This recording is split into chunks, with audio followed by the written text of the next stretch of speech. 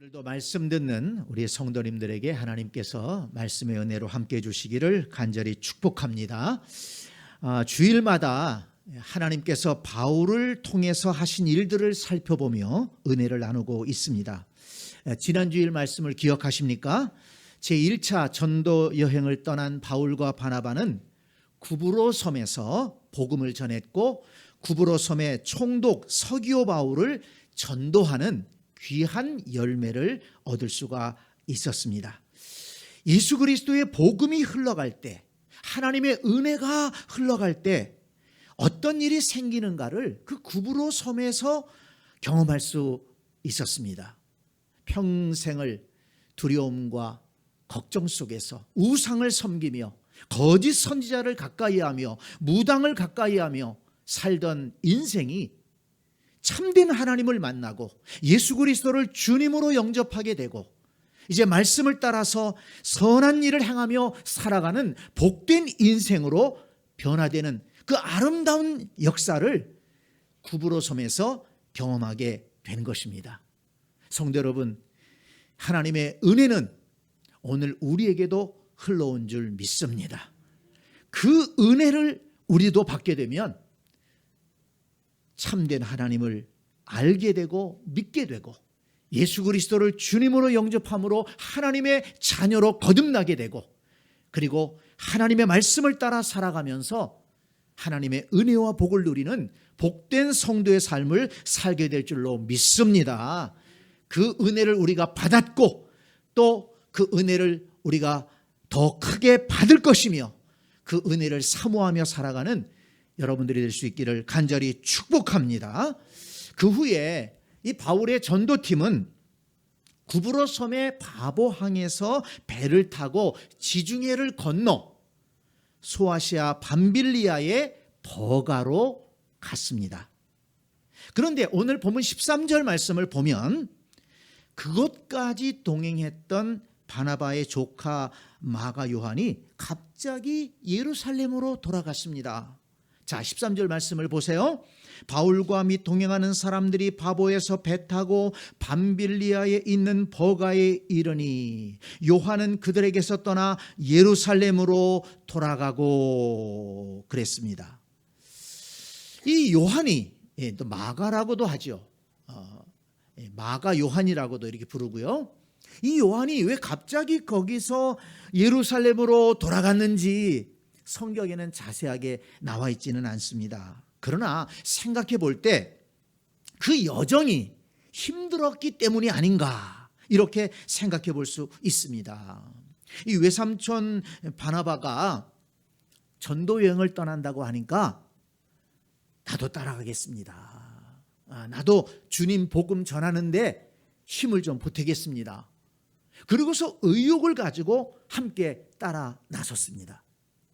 그런데 지중해를 건너서 또 그 섬에 들어가서 구브로 섬에 들어가서 그 먼 길을 걸어서 다니며 도시와 마을을 다니며 복음을 전하고 반대자들을 만나고 이런 일들을 경험하면서 굉장히 힘들지 않았겠는가 생각이 듭니다. 그렇죠. 무슨 바울과 바나바가 전도 여행을 다닌다고 그래서 누가 어서 오십시오 그러면서 숙소를 안전한 숙소를 제공해 주겠습니까? 식사를 잘 대접하겠습니까? 사실 험난한 길이거든요. 그 길을 동행하면서 이 요한이 많이 힘들지 않았겠는가 생각해 볼 수 있습니다. 이 일로 인해서 바울이 상당히 화가 많이 났던 것 같습니다. 그래서 15장 37절을 보면 제2차 전도 여행을 떠나면서 이 요한의 외삼촌인 바나바는 그래도 한 번 더 데려갑시다. 요한을 한 번 더 데려갑시다. 이렇게 얘기했는데 바울은 아니 지난번 있었던 일을 생각지 못하냐고 아주 단호하게 거절을 했습니다. 그래서 그때 바나바와 바울이 많이 다퉜다고 했습니다. 자, 여러분, 바나바가 옳은 것 같습니까? 좀 바울이 옳은 것 같습니까? 이 말씀을 읽고 또 성경 전체를 이렇게 살펴보면서 저는 바나바의 손을 좀 들어주고 싶습니다. 바울이 너무했다. 바울 존경합니다. 바울을 본받고 싶습니다. 그렇지만 이번 경우는 바울이 좀 잘못했다. 조금 너무했다. 이런 생각을 갖게 됩니다.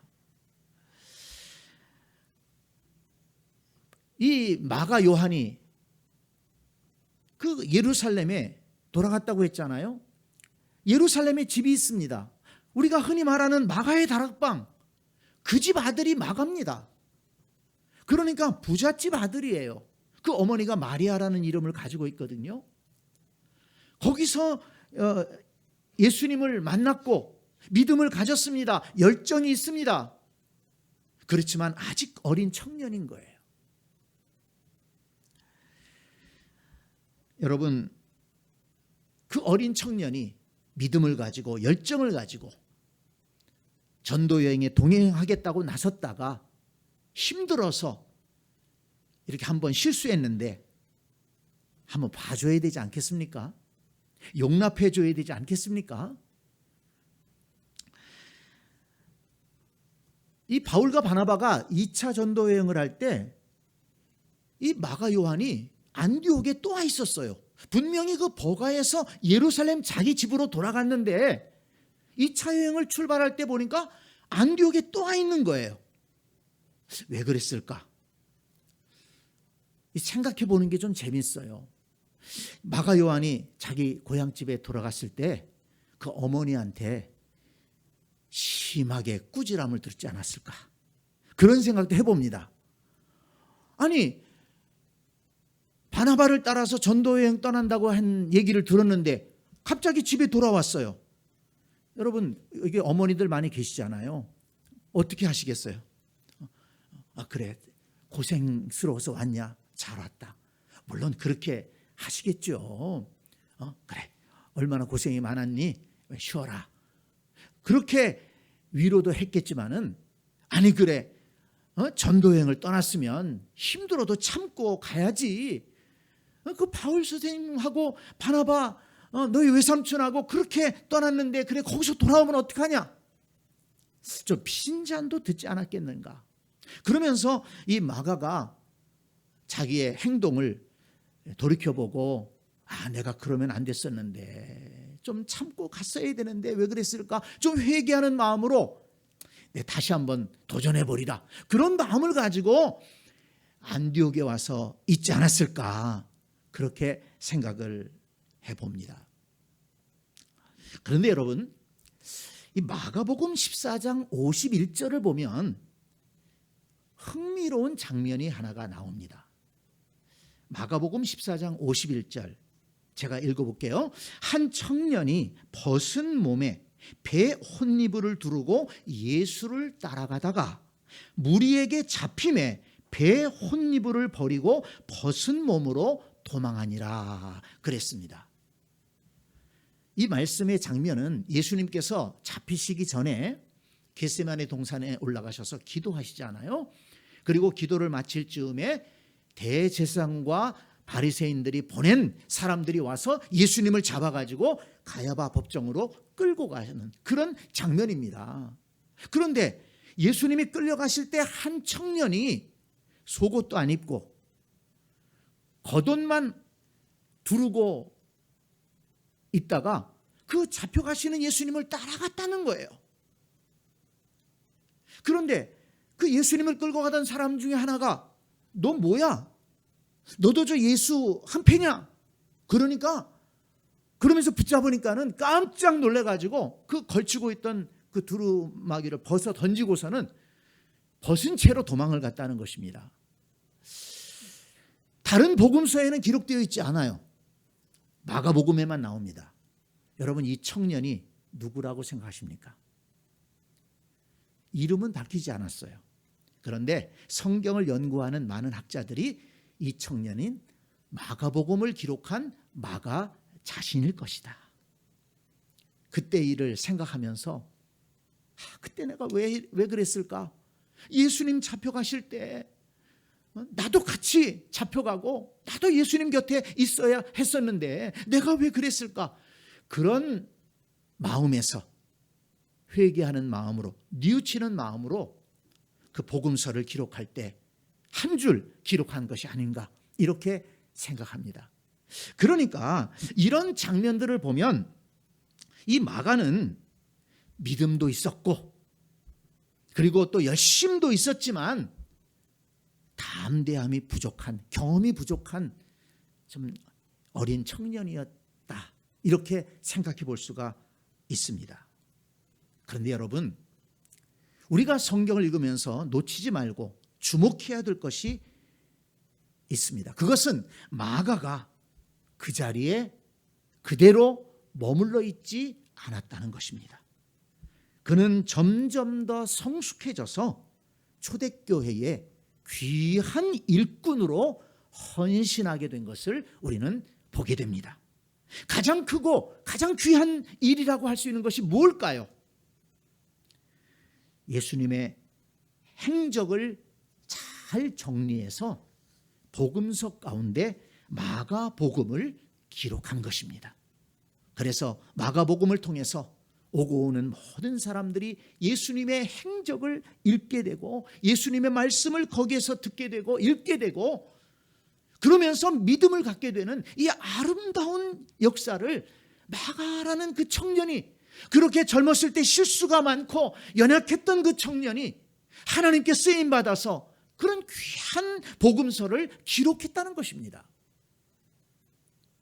또한 초대교회의 두 기둥이라고 하면 베드로와 바울을 얘기할 수 있지 않습니까? 그런데 이 마가가요, 베드로와 바울의 큰 동역자가 되었다는 겁니다. 큰 힘이 되어 주었다는 것입니다. 베드로전서 5장 13절을 보면 베드로가 이렇게 썼습니다. 택하심을 받은 바벨론에 있는 교회가 너희에게 문안하고 내 아들 마가도 그리하느니라. 베드로가 마가를 뭐라고 불렀어요? 내 아들이라고 불렀어요. 이 관계가 어떻게 되는 건가? 이상하게 생각하지 마세요. 믿음의 아들이라는 거예요. 그만큼 베드로가 이 마가를 아꼈고 마가 또한 성심으로 베드로의 사역을 도왔다는 것입니다. 그리고 여기 바벨론에 있는 교회가 라고 쓴 것을 봐서 이 베드로 전서는, 바벨론은 그 당시에 로마를 은유적으로 표현한 것이다, 이렇게 성경학자들이 얘기하거든요. 그래서 베드로가 로마에까지 가서 복음을 전했는데 그 자리에 마가가 함께 있었다는 거예요. 그래서 마가도 너희에게 문안한다, 이렇게 기록한 것입니다. 베드로 사도의 오른팔 역할을 했던 그런 인물이 되었습니다. 여러분, 바울도 마찬가지입니다. 바울이 2차 전도여행을 떠날 때 마가를 거부하지 않았습니까? 그러지 않았겠어요. 지난번 그래 전도여행 따라갈 때 따라간다고 그래서 데려갔더니 좀 고생스럽다고 돌아가? 안 돼. 너 믿을 수 없어. 그렇게 거부했던 바울이지 않았습니까? 그런데 여러분, 디모데후서 4장 11절을 보면 바울이 디모데에게 편지하면서 이렇게 얘기합니다. 네가 올 때에 마가를 데려오라. 그가 나의 일에 유익하니라. 어떻게 된 겁니까? 마가가 바울의 선교 사역에도 협력자였다는 것입니다. 그리고 골로새서 4장 10절을 보면 나와 함께 갇힌 아리스다고와 바나바의 생질 마가와, 이렇게 기록하고 있어요. 그러니까 바울이 로마의 감옥에 갇혔을 때 바울 곁을 지켰던 사람 중에 하나가 또한 마가라는 것입니다. 그러니 이 바울이 얼마나 마가를 귀하게 여겼겠습니까? 빌레몬서 1장 24절에 보니까 나의 동역자 마가라고 얘기를 했습니다. 이 바울이 굉장히 미안한 마음이 있었을 것 같아요. 그때 내가 좀 마가한테 잘했어야 되는데 너무 매몰차게 그렇게 그냥 거절을 해가지고 바나바의 마음도 상하게 하고 그렇지 않았는가. 바울이 후회하지 않았겠나 그런 생각이 듭니다. 어쨌든 여러분, 그렇게 젊은 시절 실수가 있었고 연약했던, 담력이 부족했던 그런 마가였지만 그가 믿음에 굳게 서 있었고 또 그 믿음 안에서 성장하면서 이렇게 초대교회에 없어서는 안 될 귀한 하나님의 일꾼으로 성장한 것을 우리는 보게 됩니다. 그렇다면 여러분, 마가가 청년 시절 그렇게 실수가 있었지만 하나님은 그 실수와 부족함을 문제 삼지 않으시고 마가를 용납하시고 붙들어 주시고 그에게 은혜를 더하셔서 하나님 나라의 귀한 일꾼으로 세우셨다는 것을 우리는 알 수가 있는 것입니다. 하나님은 둘렀던 옷을 벗어 던져버리고 도망쳤던 그 마가를 보신 것이 아니라 잡혀가시는 예수님은 곁에 있으려고 했던 그 순수한 믿음을 보셨던 것입니다. 하나님은 버가에서 힘들다고 다시 고향집으로 돌아간 그 마가를 보신 것이 아니고 전도여행에 힘을 보태겠다고 따라 나섰던 그 마가의 믿음과 열심을 보시고 그를 들어 쓰셨던 것입니다. 성도 여러분, 이런 마가를 보면서 오늘날 우리도 신앙생활 하면서 좀 실수했다고 해서 낙심하지 말기를 바랍니다. 우리가 좀 실수하고 우리가 좀 잘못했다고 해서 하나님이 그 일 때문에 우리에게 벌을 주시고 우리를 책망하신다, 그렇게 생각하지 마세요. 우리 하나님은 사랑의 하나님이십니다. 우리의 실수와 우리의 잘못을 용납하시고 용서하시고 우리가 믿음 안에만 서 있다면, 하나님을 향한 진실한 마음만을 가지고 있다면 하나님은 우리를 붙들어 주시고 은혜로 인도하시는 좋으신 하나님이시라는 것을 믿으시기를 바랍니다.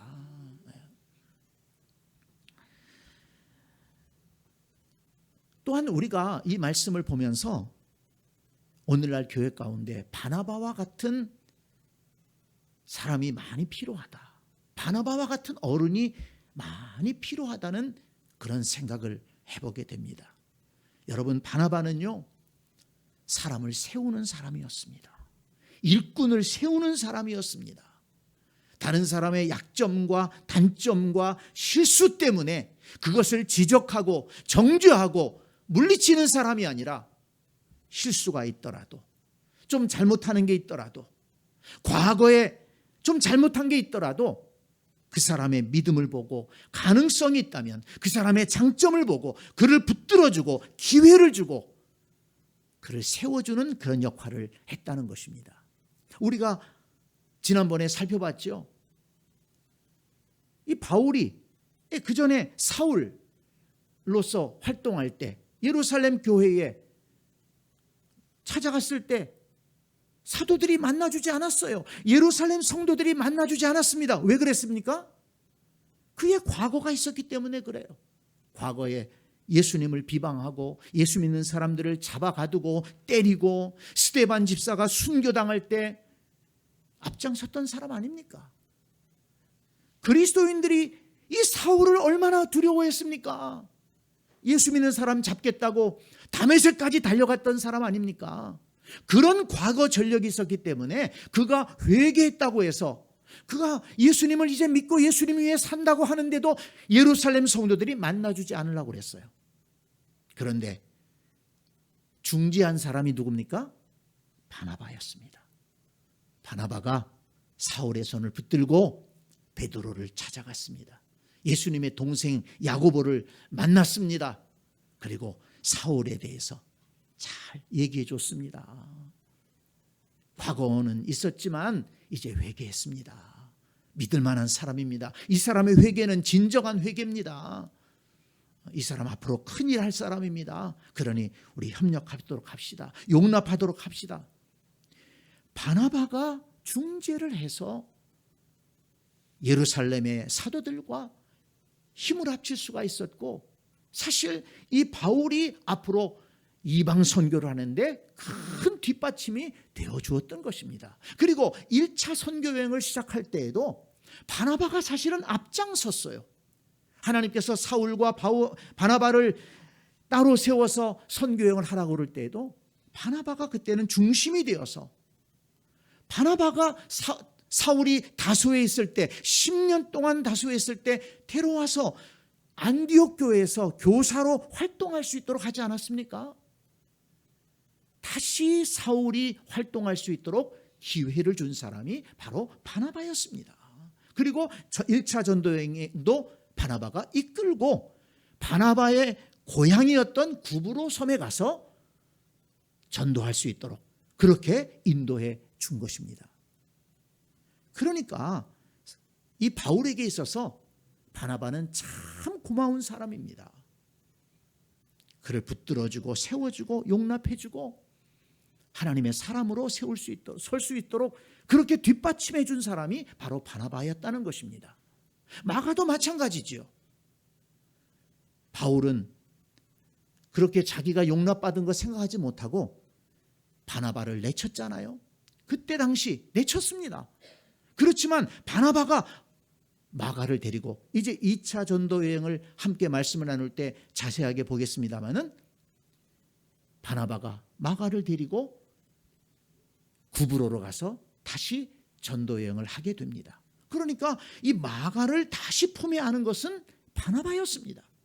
바나바가 마가에게 다시 한번 기회를 주고 격려하고 일할 수 있도록 세워줬다는 것입니다. 그래서 마가가 결과적으로 어떻게 되었다고요? 마가복음을 기록했습니다. 그리고 베드로에게 정말 아들처럼 그렇게 섬기면서 협력하는 일꾼이 되었고, 결국 바울도 그는 나의 동역자다, 나한테 유익한 사람이다.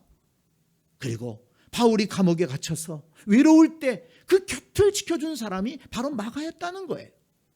그렇다면 바나바의 그 헌신과 수고가 얼마나 아름답습니까?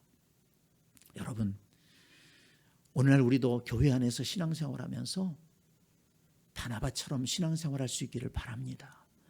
우리가 만나고 우리가 함께 신앙생활하는 사람들, 조금 실수 있다고, 조금 어렵다고, 조금 잘못했다고 내치지 말고, 잘못한 거 지적하고 정죄하지 말고 험을 덮어주고, 그리고 용서하고 용납하고, 그리고 사랑으로 품어줄 수 있는 바나바와 같은 우리 그리스도인들이 될 수 있기를 바랍니다. 허물을 덮어주고 용서해줄 뿐만 아니라 그들의 잘하는 것, 수고하는 것, 장점을 인정해주고 격려해주고 칭찬해줘서 그들이 하나님의 교회에서 일꾼 될 수 있도록, 헌신할 수 있도록 지지해주고 지원해주는 것이 우리가 해야 될 일이라고 생각합니다. 그런 사람들이 많다면 당연히 우리 교회는 사랑이 충만한 교회가 될 것이고, 그런 교회 안에서 마가처럼 하나님 앞에 귀하게 헌신하는 그런 일꾼들이 많이 나오게 될 줄로 믿습니다. 자, 여러분, 오늘 예루살렘으로 돌아간 마가에 대해서 제가 말씀을 전했는데요. 제가 이 말씀을 준비하면서 주석도 찾아보고 또 여러 그 사도행전에 대한 책들도 많이 읽어보고, 그리고 또 다른 분들은 어떻게 설교하나, 또 설교도 다른 분들이 하시는 설교도 참고해서 들어보면서 말씀을 연구했습니다. 그런데 이 마가에 대해서 어느 누구도 이렇게 얘기하는 사람이 없어요. 그러니까 뭐냐면 마가가 버가에서 돌아갔다, 그 얘기만 하는 거예요. 그리고 그 이상의 얘기를 하지 않아요. 그러니까 마가의 단점만을 얘기한 거예요. 근데 여러분 어떻습니까? 성경 전체를 보니까 어떻습니까? 마가가 그때 실수했지만, 마가가 그때 연약한 모습을 보였지만, 그러나 바나바가 그를 용납하고 받아주고 세워줌으로 인해서 초대교회의 귀한 일꾼이 되었다는 것입니다. 여러분, 우리는 이 모습을 본받고 나가야 된다는 것입니다. 우리 교회에서 신앙생활하는 우리 모든 분들, 우리는 서로의 단점 바라보며 신앙생활하지 않았으면 좋겠어요. 단점 없는 사람 있으면 손들고 나와보세요. 한번 나와보세요. 나 완벽한 사람이야. 나 한 번도 실수한 적 없어. 잘못한 적 없어. 이런 분 있으면 한번 손들고 나와보세요. 저부터도 실수투성입니다. 얼마나 후회하는 게 많은지 몰라요. 얼마나 부족한 것이 많아서 정말 가슴을 치고 기도할 때가 많습니다. 인생이라는 것은 연약합니다. 그런데 자기의 험을 볼 줄 모르고, 예수님 말씀하셨잖아요. 자기 눈에 들보볼 줄 모르고 남의 눈에 있는 티끌 탓한다고. 우리는 그런 신앙생활하면 안 되겠다는 것입니다. 우리는 다른 사람의 장점을 보고 장점을 칭찬해 줄 수 있는 그런 신앙생활을 할 수 있기를 바랍니다. 우리가 서로 만나서 얘기할 때 단점 얘기하지 말고, 실수한 것 얘기하지 말고, 그분 이거 너무 훌륭해. 이번에 너무 귀한 일 했어. 너무 좋지 않아? 너무 잘하고 있어. 그렇게 잘한 것 칭찬해주고, 수고한 것 격려해주고, 인정해주고, 그런 말들이 풍성할 수 있기를 바랍니다. 우리 입술에서 그런 말들이 풍성하게 나오기를 원합니다. 그것이 바나바와 같은 삶입니다. 결심하기를 원합니다. 우리가요, 쉽게 다른 사람의 실수와 잘못에 대해서는 얘기하기 좋아합니다. 그랬대, 이랬대, 저랬대. 그런데 너무 칭찬에 대해서는 인색하고 다른 사람의 수고에 대해서 인정해 주는 것은 인색합니다. 마치 당연히 해야 될 일을 한 것처럼. 그렇지요. 당연히 해야 될 일을 한 것이지요. 주님의 교회에서. 그렇지만 우리가 그것을 인정해 주고 칭찬해 주고 격려해 주고 세워줄 때, 우리 교회 안에서 하나님 나라의 귀한 일꾼들이 많이 일어서게 되는 것입니다. 많은 사람들이 상처받는 것은 다른 것 때문이 아닙니다. 말 때문에 상처받습니다. 나의 허물이 드러날 때 상처받습니다. 분명히 내가 잘못한 것은 사실이지만, 그러나 그것을 지적받을 때 마음이 흔들리게 되고, 더 나아가면 믿음까지도 흔들리더라고요. 성도 여러분, 오늘 이 마가의 역사를 보면서 우리 바나바와 같은 우리 새생교인들이 다 되기를 축복합니다. 저와 여러분 모두가 바나바처럼 사람을 세우는, 다른 사람의 실수와 잘못을 용납하고 용서하고 그래 장점을 보고 세워주는 그런 신앙생활을 해야 되겠다. 나 때문에 한 사람이 세워지고, 나 때문에 우리 교회 일꾼이 세워지고, 나 때문에 하나님 나라의 일꾼들이 세워지는 그런 신앙생활을 해야 되겠다. 우리 굳게 다짐하고 그렇게 신앙생활할 수 있는 우리 모두가 될 수 있기를 간절히 축원합니다. 아멘.